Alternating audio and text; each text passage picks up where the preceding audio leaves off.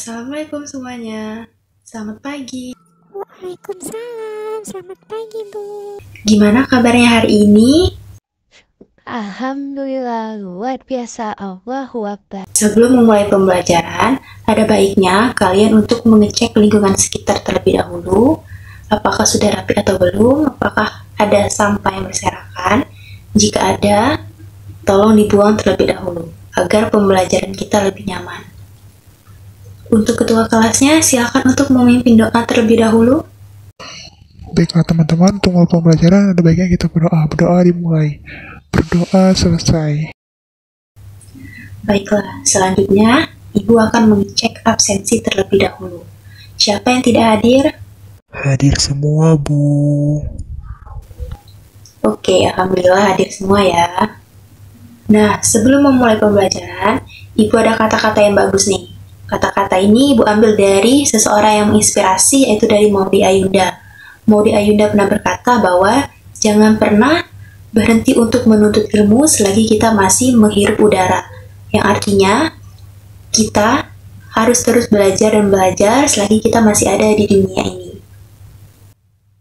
Sebelum kita melanjutkan pembelajaran pada hari ini, ada yang masih ingat minggu lalu kita belajar tentang apa? Saya, Bu. Silakan Paris. Minggu lalu kita belajar tentang pendapatan nasional, Bu. Ya, betul sekali. Jadi minggu lalu itu kita telah belajar tentang pendapatan nasional dan pada hari ini kita akan melanjutkan tentang pengangguran. Pengangguran dan pendapatan nasional itu saling berkaitan satu sama lain karena pengangguran akan menyebabkan pendapatan nasional yang berasal dari sektor pajak berkurang.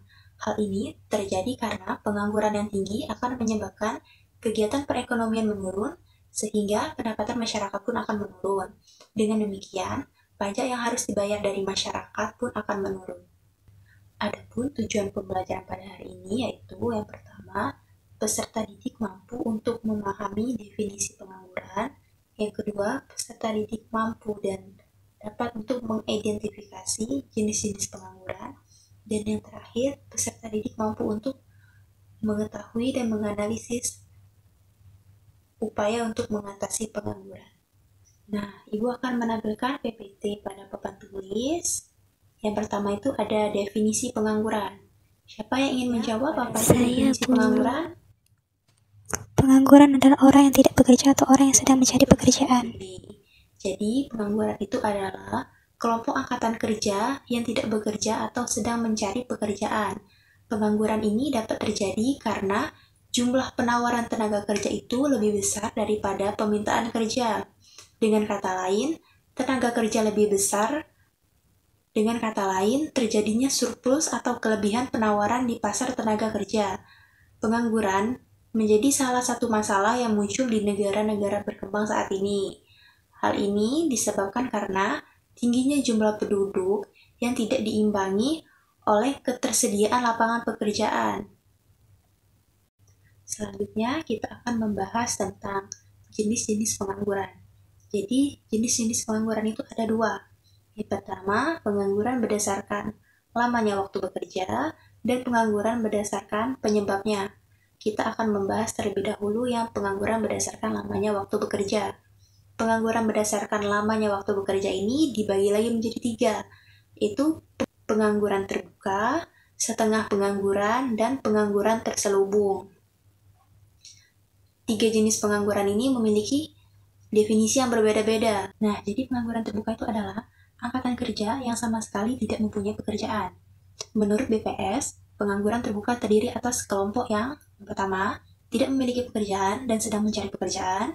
Yang kedua, tidak memiliki pekerjaan dan sedang mempersiapkan usaha. Yang ketiga, tidak memiliki pekerjaan dan tidak mencari pekerjaan karena merasa tidak mungkin memperoleh pekerjaan. Yang keempat itu sudah memiliki pekerjaan tetapi belum mulai bekerja. Yang kedua itu tadi ada setengah pengangguran. Jadi setengah pengangguran ini adalah angkatan kerja yang sudah bekerja, namun tidak bekerja secara optimal atau bekerja di bawah jam kerja normal. Dan yang terakhir itu pengangguran terselubung. Nah, pengangguran terselubung ini adalah angkatan kerja yang sudah bekerja namun tidak bekerja secara optimal karena ketidaksesuaian latar belakang pendidikan atau pekerjaan tidak sesuai dengan bakat dan minatnya. Nah, kita tadi sudah bahas tentang definisi dari 3 jenis pengangguran ini. Selanjutnya itu, ada yang bisa menyebutkan apa saja masing-masing contoh dari 3 pengangguran ini? Saya, Bu. Ya, boleh, silakan. Pengangguran terbuka contohnya mahasiswa yang baru lulus kuliah. Setengah pengangguran contohnya petani yang menganggur karena menunggu panen tiba. Dan pengangguran terselubung contohnya seorang sarjana yang bekerja sebagai cleaning service. Ya, betul sekali. Jadi, contoh dari pengangguran terbuka itu adalah mahasiswa yang sedang mencari pekerjaan, setengah pengangguran itu petani yang sedang menunggu masa panen, dan pengangguran terselubung itu contohnya sarjana hukum yang bekerja pada bidang servis yang tidak sesuai dengan minat dan bakatnya.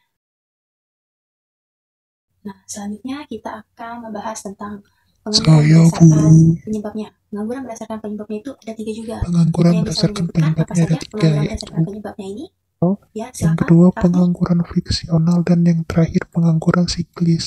Ya, betul sekali. Jadi, pengangguran berdasarkan penyebabnya ini dibagi menjadi 3, yaitu pengangguran struktural, pengangguran friksional, dan pengangguran siklis.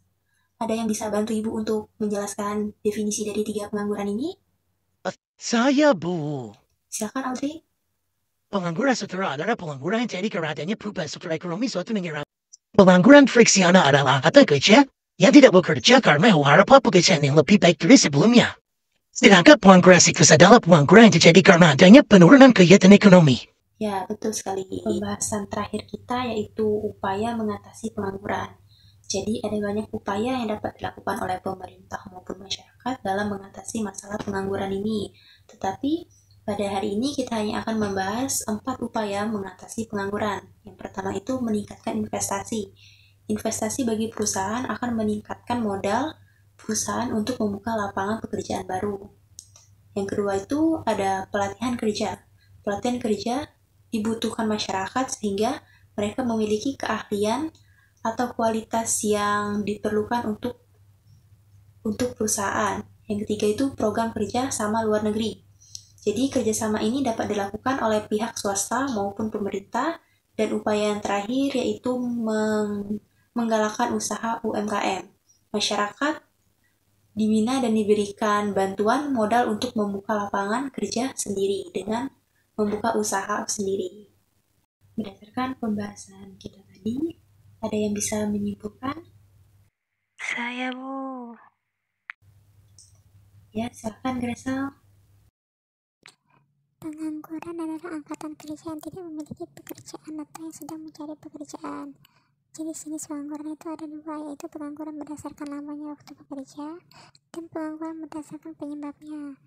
Terakhir, upaya mengatasi pengangguran. Yang pertama, meningkatkan investasi. Yang kedua, pelatihan kerja. Yang ketiga, program kerjasama luar negeri. Dan yang terakhir, menggalakkan usaha UMKM.